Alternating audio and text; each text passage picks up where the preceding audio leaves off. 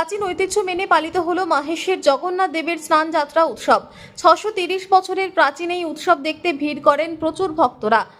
28 গড়া গঙ্গাজল এবং 1.5 মণ দুধ দিয়ে স্নান করানো হলো প্রভু জগন্নাথ, বলরাম এবং সুভদ্রার বিগ্রহকে। আজ ভোরেই মন্দিরে পুজোর প্রক্রিয়া শেষ করে তারপর বিগ্রহদের জন্য রাখা নির্দিষ্ট স্থান মঞ্চে নিয়ে আসা হয় বিগ্রহদের। সেখানেই ভক্তদের উপস্থিতিতে বিগ্রহদের স্নান করানো হয়। প্রাচীন রীতি অনুযায়ী স্নান করানোর পর বিগ্রহদের মূল মন্দিরের বাইরে রাখা হবে এবং তারপর সন্ধ্যের দিকে মন্দিরের গর্ভগৃহে গিয়ে নিয়ে যাওয়া হবে। তারপর প্রভুর জ্বর আসবে, সেই সময় কবিরাজ চিকিৎসা করবেন।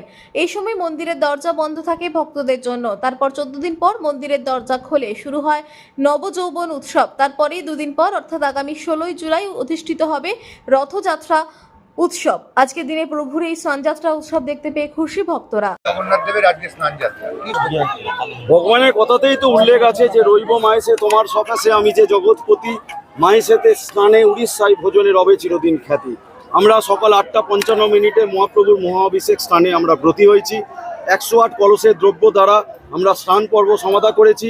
108-এর মধ্যে 35টি জগন্নাথ দেবের মাথায়, 33টি বলভদ্র দেবের মাথায়, 22টি মা সুভদ্রার মাথায় এবং 18টি যেটাই সুদর্শনে সেটি জগন্নাথ দেবের মাথাতেই আমরা ঢেলেছি।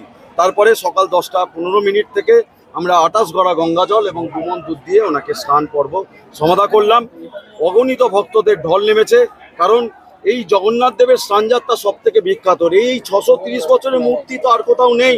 স্বয়ং চৈতন্য মহাপ্রভু মায়েশকে নবনীলাচল আখ্যা দিয়েছেন।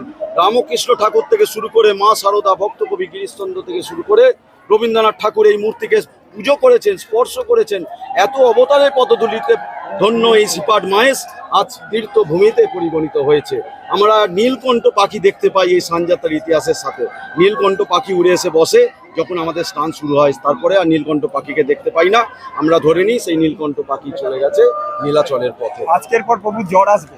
আজকের পরে আমাদের বিভিন্ন বেশে সাজানো হবে, শৃঙ্গার করানো হবে, গজবেশে সাজানো হবে।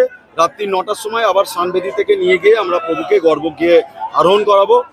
ওখানে অনবসর সেবা শুরু হয়ে যাবে রাত্রি 9:30 থেকে। মন্দির বন্ধ হয়ে এবং মূল মন্দির দরজা সম্পূর্ণরূপে দরজা বন্ধ হয়ে যাবে। আগামীকাল থেকে মন্দিরের দরজা বন্ধ। এই সময়টাকে বলা হবে অনবসর কাল, অনবসর সেবা হয়। এই সময় কোনো কোলাহল।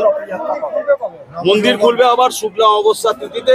আগামী 14 জুলাই নবযৌবন প্রাণ প্রতিষ্ঠা অভিষেক হয়, চক্ষুদান হয় হোম যাগযজ্ঞের মাধ্যমে। ওই দিন রাজবেশে ধারণ করানো হয়, মহাপ্রভুকে শৃঙ্গার করানো হয়, সোনাবেশ করানো হয় এবং শুক্লা অমাবস্যা যে দ্বিতীয়া তিথি 16 জুলাই আগামী আমাদের 630তম ঐতিহাসিক মায়েশের রথযাত্রা উৎসব আমরা মহা সমরায় পালন করতে চলেছি।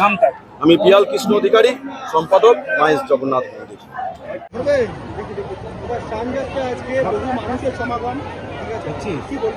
জয় জগন্নাথ। এবারে আমাদের 630তম স্নানযাত্রা উৎসব। আমরা বলি রইব মায়েশে তোমার সকাশে আমি যে জগৎপতি, মায়েশেতে স্নানে পুরীতে ভোজনের রবে চিরদিন খ্যাতি। আমাদের মায়েশের স্নানযাত্রা খুব বিখ্যাত। আমাদের সকাল 7টায় ঠিক আমাদের ঠাকুর বেরিয়েছেন, আমাদের দামোদর হয়েছে, আমাদের তারপর অভিষেক স্নান। আর এইমাত্র আপনারা দেখলেন 10:15 থেকে আরম্ভ হয়েছে। 1 ঘন্টা ধরে উনি 28 গড়া গঙ্গাজল মন দুধে উনি স্নান করলেন। এবার এত স্নান করবেন উনি জ্বরে পড়ে যাবেন। আমাদের সবই ত্রেতা, দ্বাপর, সমস্ত লিঙ্ক এই কলিযুগে। কারণ উনি শ্রীকৃষ্ণ কি করতেন, শ্রীকৃষ্ণ যারা সখীদের উনি কাপড় চুরি করে নিতেন, স্নান দেখতেন। তখন রাধা বলেছিলেন যে আমি তোমাকে এমন স্নান করাবো তুমি সারা বিশ্ব ব্রহ্মাণ্ড দেখবে। তাই কলিযুগে উনি জগন্নাথ রূপে একদিন সবার সম্মুখে স্নান করেন। এই যে উনি স্নান করছেন, এই স্নান করার পর উনি জ্বরে পড়বেন। এই স্নান দেখলে পুণ্য লাভ হয়।